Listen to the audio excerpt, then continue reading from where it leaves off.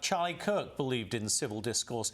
Do you think people like Secretary Rubio and Charlie Kirk can be a model which others will follow? Because we do have a problem in the political arena now, and it does go to some very high levels.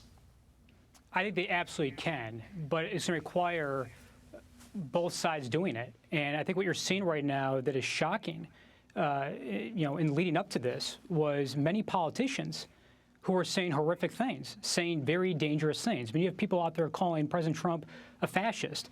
We've seen the comments that were made against Elon Musk.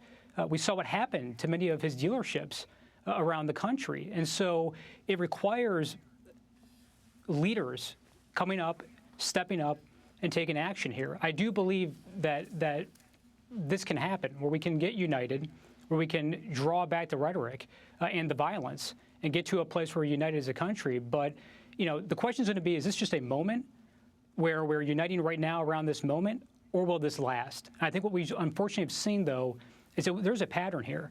We saw, not just with the assassination yesterday of Charlie Kirk, but we saw the President of the United States, President Trump, almost assassinated on the campaign trail. And it's not just with political leaders. I think many Americans look at this right now and say, you know what? We're seeing violence in our streets. You look at over 250 homicides in Chicago. I mean, it's not just in L.A., Chicago, or New York. You're seeing in North Carolina.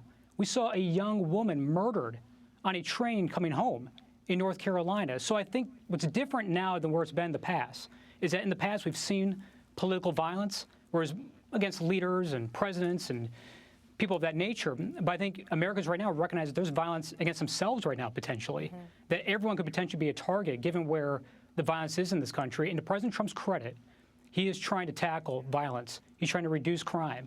And whether it's trying to tackle that against influencers like people like Charlie Kirk or against everyday citizens, that is something President Trump is trying to do, and I think he deserves a lot of credit for doing it.